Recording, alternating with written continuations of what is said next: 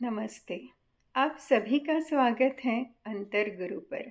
ज्ञान, चिंतन और भारतीय अध्यात्म की गहराई में एक गोता लगाने के लिए आज हम एक ऐसी कहानी पर बात करने वाले हैं जो सदियों से हमारे भीतर एक अधूरी सांस की तरह अटकी हुई है।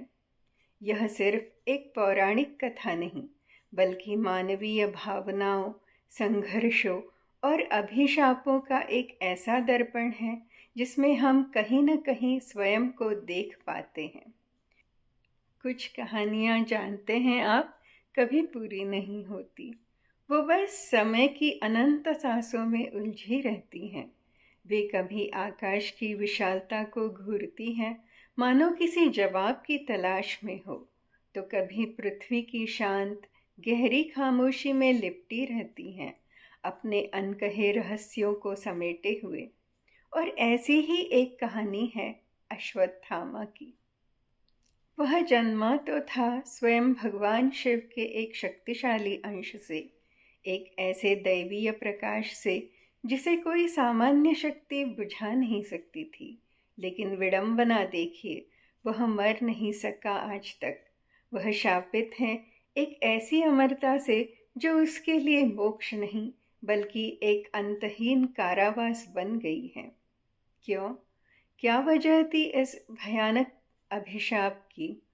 क्या यह सिर्फ कर्मों का फल था, या किसी गहरी अनसुलझी त्रासदी का परिणाम? शायद इसलिए वह केवल एक व्यक्ति नहीं था। अश्वत्थामा सिर्फ एक नाम नहीं है, वह हम सब के भीतर की कोई ऐसी जंग है, कोई ऐसी अनसुलझी गांठ है जो कभी खत्म नहीं हुई। वह हमारे भीतर का वो क्रोध है जिसके हमें कभी मुक्त नहीं किया, वो अपमान है जिसने हमें कभी क्षमा नहीं किया, और वो पीड़ा है जिसने हमें सदियों से अपने भीतर पाले बैठे हैं। आज हम उसी अश्वत्थामा के जीवन की परतों को खोलेंगे, उसके जन्म से लेकर अभिशाप तक, और उस अभिशाप के आध्यात्मिक अर्थ तक जो आज भी हमारे जीवन में प्रासंगिक है। हमारी कहानी आरंभ होती है उस काल से जब धर्म और अधर्म के बीच रेखाएं धुंधली पड़ रही थी। द्वापर युग के अंत में एक महान ऋषि हुए, द्रोणाचार्य। वे स्वयं परम ज्ञानी ऋषि भरद्वाज के पुत्र थे। कल्पना कीजिए, एक ऐसा व्यक्तित्व जो शास्त्रों के गहरे सागर में पारंगत था, वेदों और उपनिषदों का मर्म जानता था, लेकिन साथ ही शस्त्रों की कला में भी अद्वितीय थे। उनकी धनुर्विद्या ऐसी थी कि स्वयं देवताओं के गुरु बृहस्पति भी उनके सामने नतमस्तक होते थे। द्रोणाचार्य की पत्नी थी कृपि, जो स्वयं एक तपस्विनी और धर्मात्मा स्त्री थी। वर्षों की तपस्या और प्रतीक्षा के बाद जब उन्हें एक पुत्र रत्न प्राप्त हुआ, तो कुछ प्राचीन शास्त्रों में लिखा है कि एक अद्भुत घटना घटी। वायुमंडल में एक दिव्य गूंजती हुई वाणी सुनाई पड़ी। यह वाणी आकाश से आई थी, जो सिर्फ द्रोणाचार्य और कृपि ने ही नहीं, बल्कि उस समय के अन्य सिद्ध ऋषियों ने भी सुनी। उस वाणी का स्पष्ट शब्दों में कहा था, यह बालक स्वयं भगवान शिव का अंश है। इसका नाश कोई नहीं कर सकता, क्योंकि यह मात्र देह नहीं, यह अनंत चेतना है। यह कोई साधारण घोषणा नहीं थी, यह नियति का पहला संकेत था कि यह शिशु कोई सामान्य मनुष्य नहीं होगा। वह अमरत्व का एक सूत्र लेकर जन्मा था, चाहे वह वरदान हो या अभिशाप, यह तो समय ही बताता। और तभी उसी क्षण एक यज्ञ चल रहा था।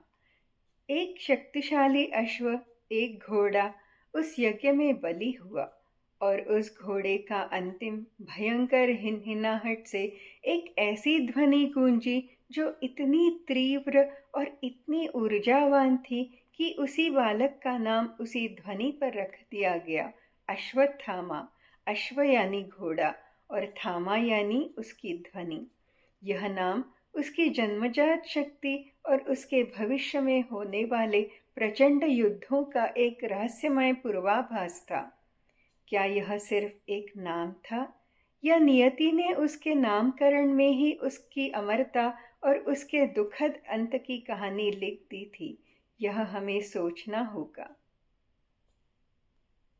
गुरु द्रोणाचार्य शास्त्र और शस्त्र के महान ज्ञाता थे, परंतु वे जीवन में कभी भी भौतिक धन के पीछे नहीं भागे। उनका जीवन एक साधारण ऋषि का था, जिसमें अक्सर अभावों की काली छाया मंडराती रहती थी। वे राजसी सुख सुविधाओं से दूर एक गुरुकुल में रहते थे, जहाँ ज्ञान ही एकमात्र धन था। जब अन्य राजकुमारों के बालक, जो द्रोणाचार्य के शिष्य बनने वाले थे, सोने के कटोरे में स्वादिष्ट दूध पीते थे, तब छोटे अश्वत्थामा की नन्ही आंखें अपनी माँ कृपी की ओर उठती। वह मासूमियत में पूछ बैठता, माँ, मेरे लिए भी दूध है? कल्पना कीजिए माँ कृपी के हृदय की पीड़ा। एक माँ जो अपने बच्चों की हर इच्छा पूरी करना चाहती हैं, लेकिन गरीब की बेड़ियों में जकड़ी हुई हैं। उन्होंने अपने आंसू छिपाए, चेहरे पे एक झूठी मुस्कान लाई। उन्होंने आटे को पानी में घोला, उसमें थोड़ा सा गुड़ या शहद मिलाया और उसे एक छोटे से पात्र में बेटे को थमा दिया। बेटा, यही है तुम्हारा दूध, इसे पी लो, यह तुम्हें शक्ति देगा। मासूम अश्वत्थामा ने अपनी माँ पर पूरा विश्वास किया। उसने बिना कोई प्रश्न किए, बिना कोई तर्क किए उस आटे का घोल पी लिया, यह सोचकर कि यह सचमुच दूध है। उसकी आंखों में चमक थी, क्योंकि उसे लगा कि उसकी माँ ने उसकी इच्छा पूरी कर दी। लेकिन नियति को कुछ और ही मंजूर था। गुरुकुल के अन्य बच्चों ने, जो शायद कम संवेदनशील थे या बस शरारती थे, जब यह देखा तो उसमें से किसी ने हंसकर कहा, ये तो नकली था, ये तो आटे का पानी था, असली दूध नहीं।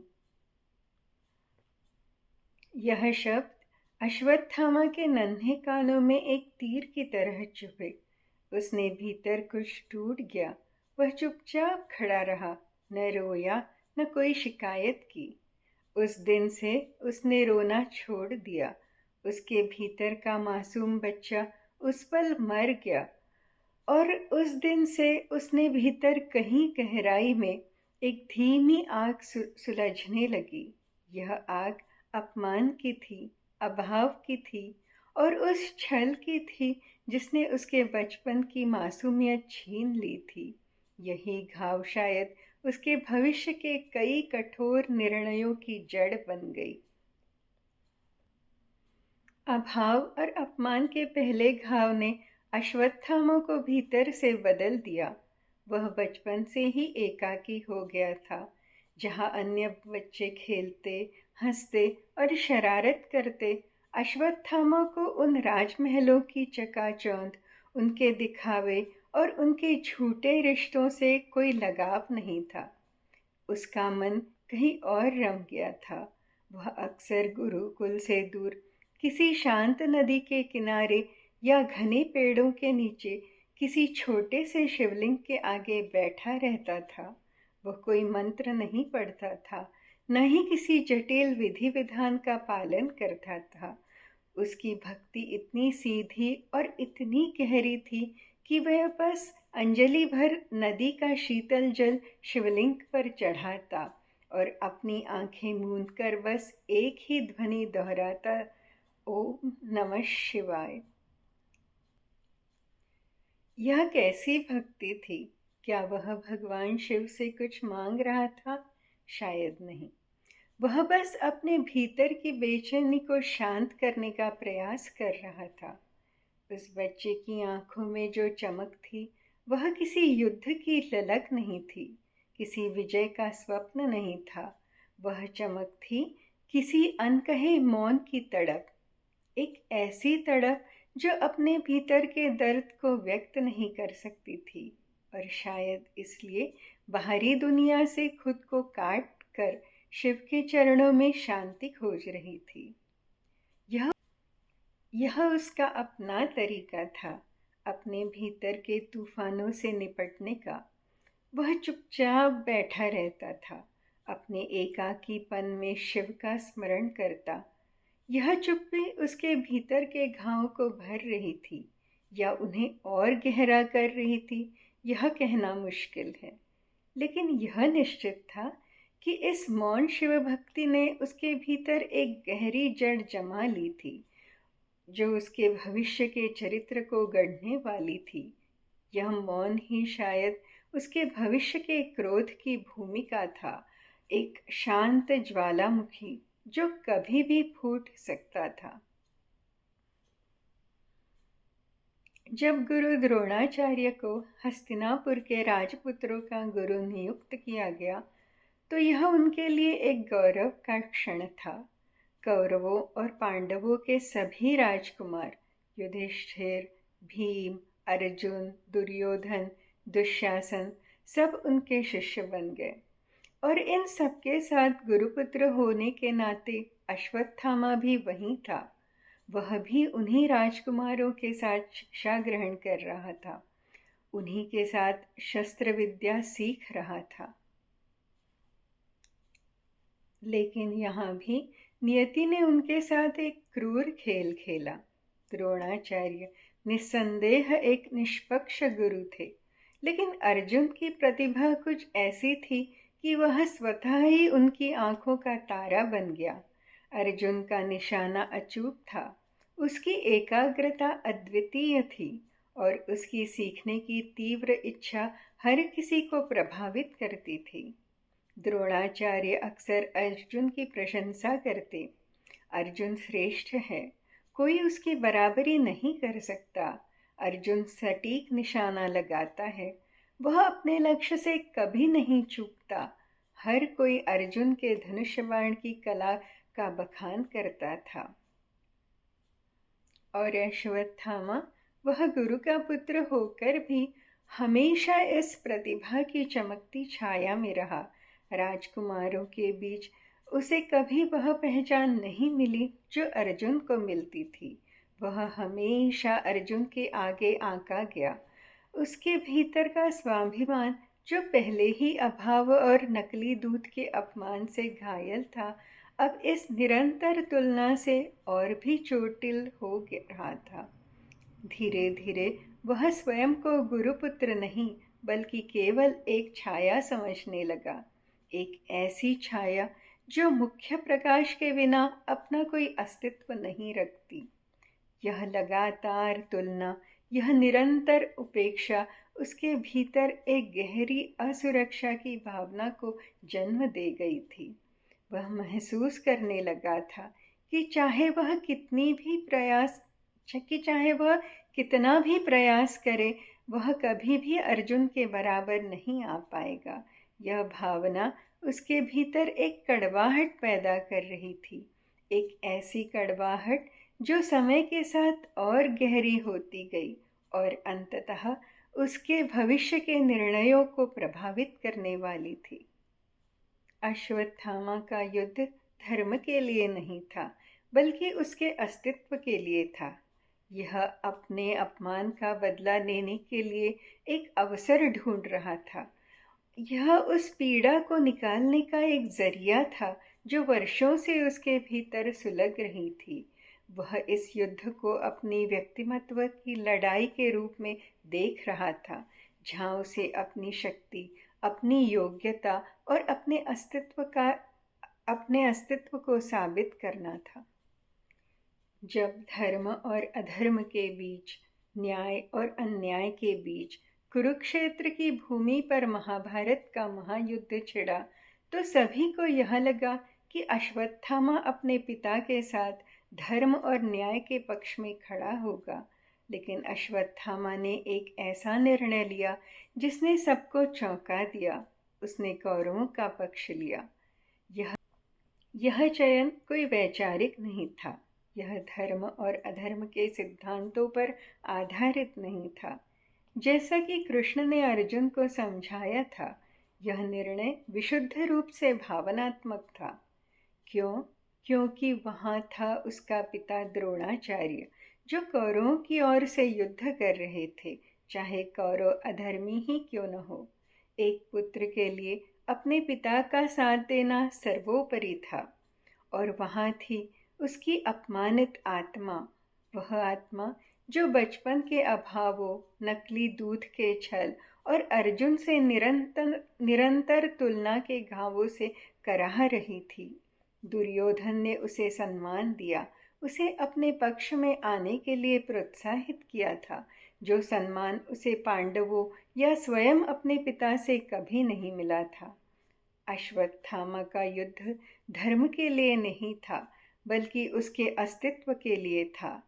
यह अपने अपमान का बदला लेने का एक अवसर था। यह उस पीड़ा का यह उस पीड़ा को निकालने का एक ही जरिया था जो वर्षों से उसके भीतर सुलग रहा था।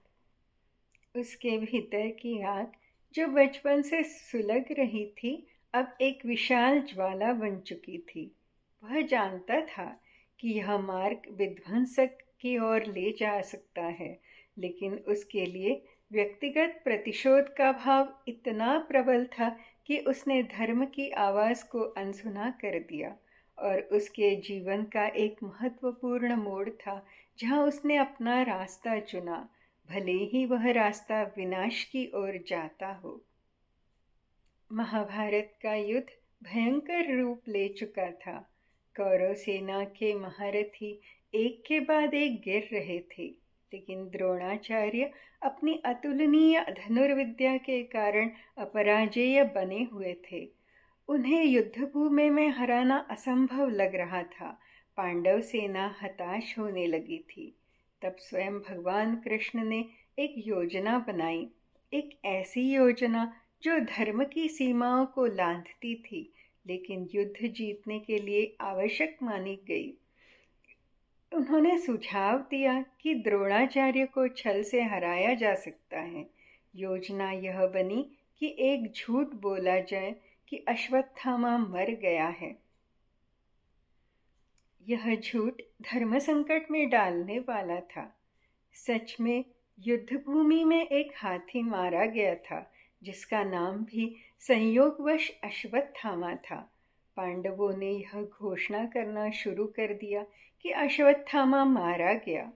द्रोणाचार्य को इस बात पर विश्वास नहीं हुआ, क्योंकि उन्हें पता था कि उनका पुत्र अजेय है। उन्होंने युधिष्ठिर से पूछा, क्योंकि युधिष्ठिर को धर्मराज के नाम से जाना जाता था और वे कभी झूठ नहीं बोलते थे। तब युधिष्ठिर ने भी धर्म और असत्य के बीच फंसकर अधोवाणी में आधे मन से सत्य और असत्य को मिलाकर कहा, अश्वत्थामा हतो नरो वा कुंजरो वा, जिसका अर्थ था अश्वत्थामा मारा गया। आदमी था या हाथी पता नहीं, लेकिन युधिष्ठिर ने नरोवा कुंजरोवा वाला हिस्सा इतनी धीमी आवाज में कहा था कि युद्ध के शोर में द्रोणाचार्य उसे ठीक से सुन नहीं पाए। उन्होंने केवल अश्वत्थामा हतो ही सुना। अपने इकलौते पुत्र की मृत्यु का समाचार सुनकर द्रोणाचार्य का हृदय टूट गया। उनके हाथ से धनुष छूट गया और उन्होंने युद्धभूमि में ही शस्त्र त्याग दिए। शोक में डूब गए।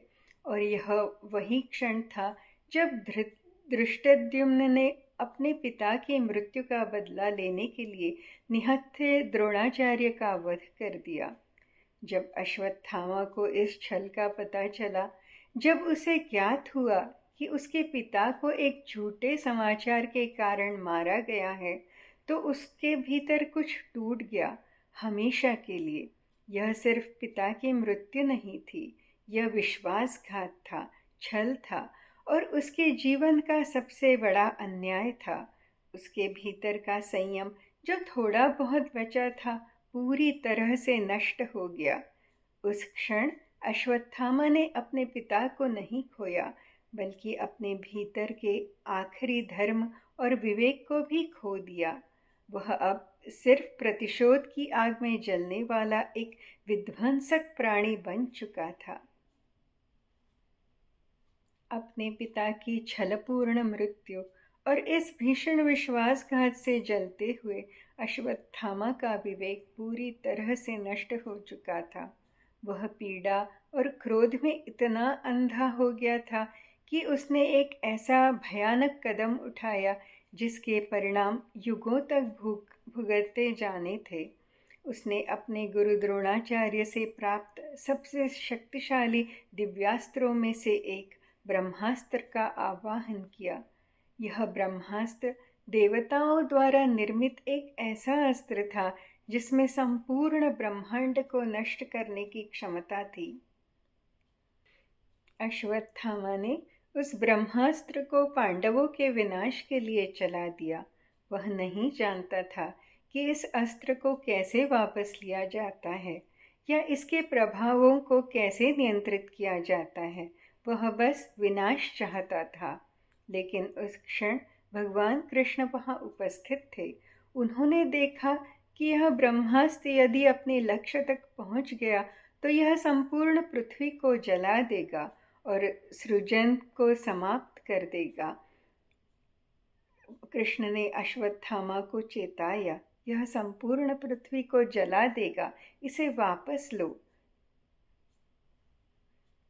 लेकिन अश्वत्थामा, जो अब क्रोध और अज्ञानता से भरा था, ब्रह्मास्त्र को वापस लेने में असमर्थ था।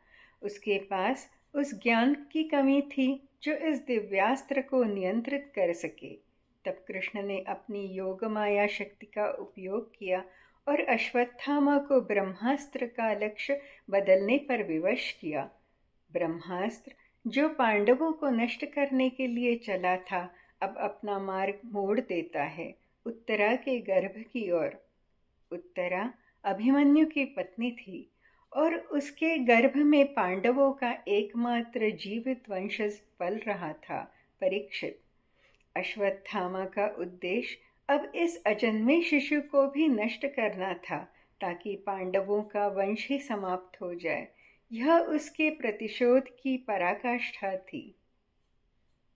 परंतु एक बार फिर भगवान कृष्ण अपनी योग शक्ति और दिव्य चेतना से उस अजन्मे शिशु को बचा लेते हैं।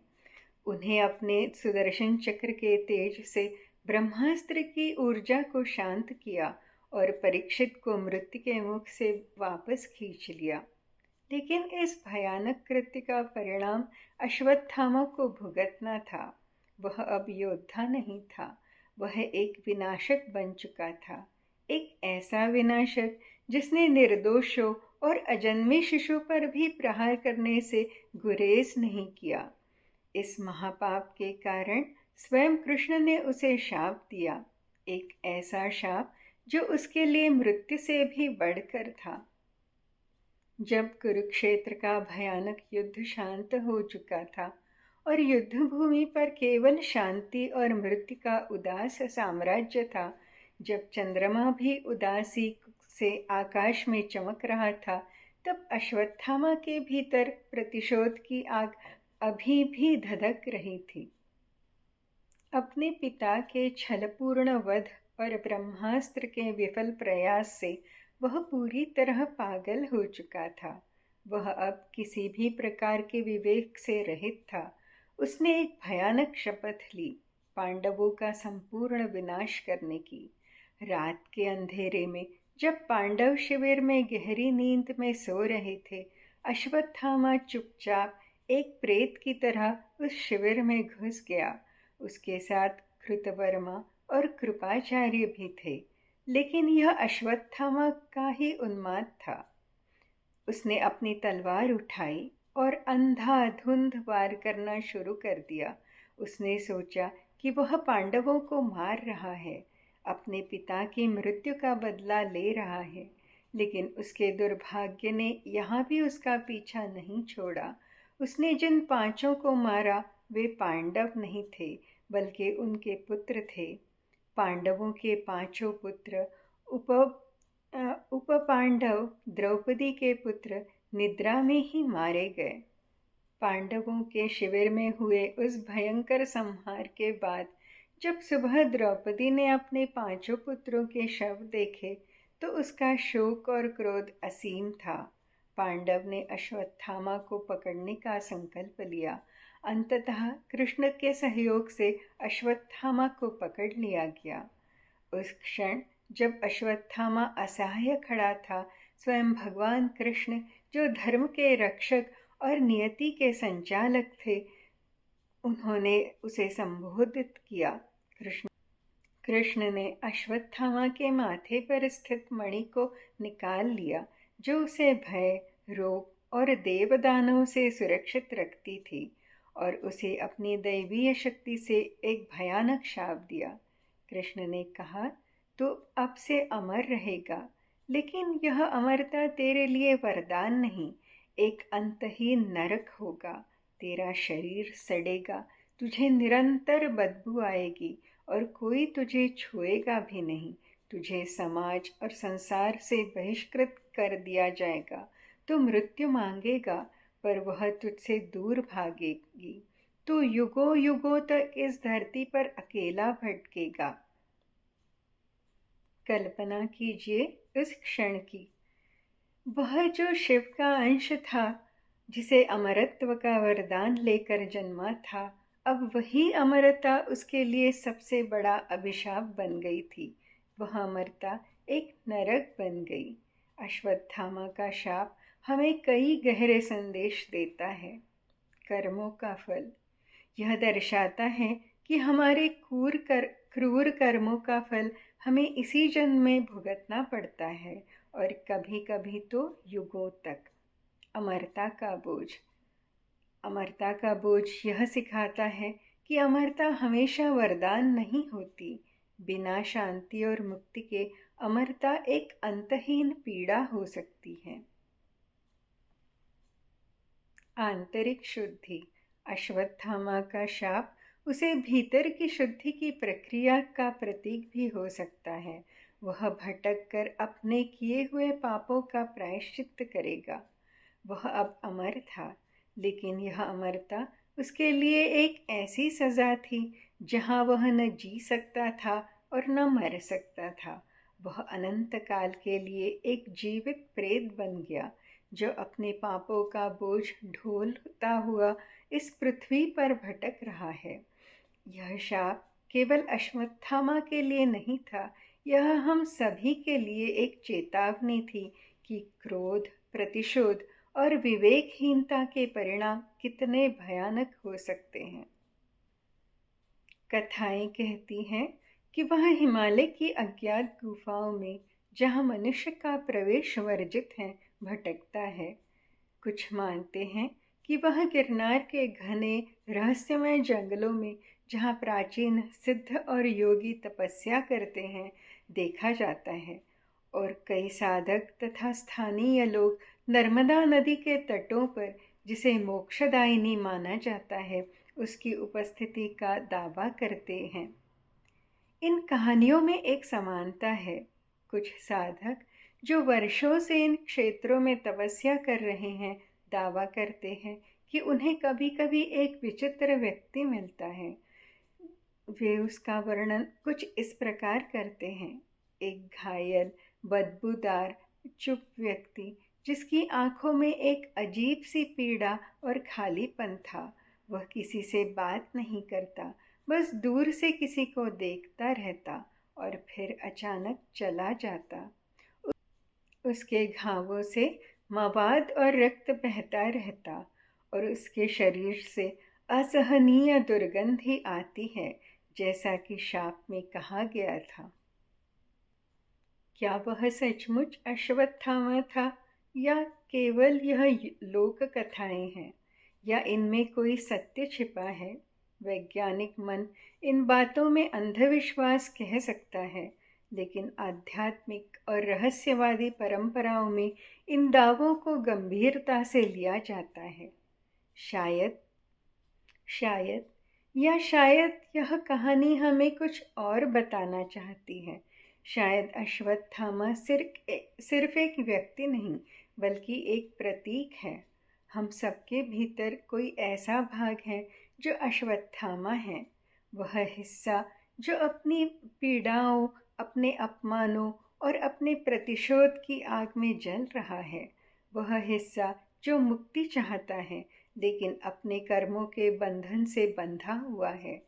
उसकी कहानी हमें याद दिलाती है कि हमारे भीतर का अनसुलझा क्रोध जब तक शांत नहीं होता, तब तक हम भटकने पर मजबूर करता है। अश्वत्थामा की कहानी सिर्फ एक प्राचीन गाथा नहीं है। यह आज भी इस आधुनिक युग में हमारे भीतर गहरे उतरती है। कभी आपने गौर किया है, हम सभी अपने जीवन में कभी न कभी अश्वत्थामा के कुछ गुणों को जीते हैं। जब हम किसी अपमान को वर्षों तक अपने भीतर पकड़कर बैठे रहते हैं, जब हम किसी की घटना को भुला नहीं पाते जिसमें हमारे स्वाभिमान को ठेस पहुंचाई हो, तब हम भी उस पीड़ा से तब हम भी उस पीड़ा को ढोते हैं, जैसे अश्वत्थामा ने अपने बचपन के अपमान को ढोया। जब हम किसी रिश्ते के टूटने का बदला अपने दिल में रखते हैं, किसी को माफ़ नहीं कर पाते और अपनी सारी ऊर्जा उस कड़वाहट में लगा देते हैं, तब हम भी उस प्रतिशोध की आग में जलते हैं, जैसे अश्वत्थामा अपने पिता की मृत्यु का बदला लेने के लिए जला। जब हम किसी असफलता को, अपनी किसी कमी को दूसरों की साजिश मानते हैं और अपनी गलतियों का दोष दूसरों पर मढ़ते रहते हैं, तब हम भी उस अज्ञानता और अहंकार से ग्रस्त होते हैं जिसने अश्वत्थामा को ब्रह्मास्त्र चलाने पर विवश किया। क्या हम भी शरीर से जीवित होकर भी भीतर से जलते हुए एक शापित चेतना जी रहे होते हैं? क्या हम भी अपनी नकारात्मक भावनाओं के कारावास में नहीं फंसे हुए हैं? हम अपने मन में, अपने विचारों में, अपनी भावनाओं में एक ऐसा ही अभिशाप जी रहे होते हैं। हम अमर नहीं हैं, लेकिन हमारी ये भावनाएं हमें भीतर से खोखला कर देती हैं, हमें शांति से जीने नहीं देती और हमें लगातार अपने ही विचारों के चक्रव्यूह में उलझाए रखती हैं। क्या हम भी अश्वत्थामा की अधूरी यात्रा में नहीं हैं? वह जो बाहरी रूप से भटक रहा था, हम भी भीतर से भटक रहे हैं और उसके घाव शरीर पे थे, हमारे घाव आत्मा पर है। उसकी बदबू भौतिक थी, हमारी नकारात्मक हमारी ऊर्जा और आभा को दूषित करती हैं। इस कहानी का आध्यात्मिक अर्थ यही है कि जब तक हम अपने भीतर के क्रोध, ईर्ष्या, प्रतिशोध और अपमान की भावनाओं को मुक्त नहीं करते, हम भी एक शापित जीवन जी रहे होते हैं। हम भीतर से अशांत रहते हैं, ठीक वैसे ही जैसे अश्वत्थामा अपने शाप के कारण अशांत है। तो अगर हम भी अपने भीतर के अश्वत्थामा को पहचानते हैं, अगर हम भी किसी अनसुलझे घाव या किसी कड़वाहट को ढो रहे हैं, तो इसका समाधान क्या है? अश्वत्थामा के शाप से मुक्ति कैसे मिल सकती है, चाहे वह शारीरिक हो या भावनात्मक? समाधान गहरे और सरल है: मौन, माफी और समर्पण। शायद अश्वत्थामा आज भी देख रहा है, वह देख रहा है इस बदलती दुनिया को, मानव मन के संघर्षों को, उसकी अनंत पीड़ा, उसका अकेलापन शायद एक दिन समाप्त हो सकता है। कैसे? जब कहीं कोई साधक बैठा है जिसकी आंखों में क्रोध नहीं बल्कि करुणा है, जो बदला लेने से नहीं बल्कि प्रेम से देखता है, जो माफ करना जानता है और अपने भीतर की हर नकारात्मकता को छोड़ चुका है, शायद तब उस असीम निस्वार्थ प्रेम और करुणा की ऊर्जा से अश्वत्थामा की आत्मा को भी एक दिन शांति मिल जाए।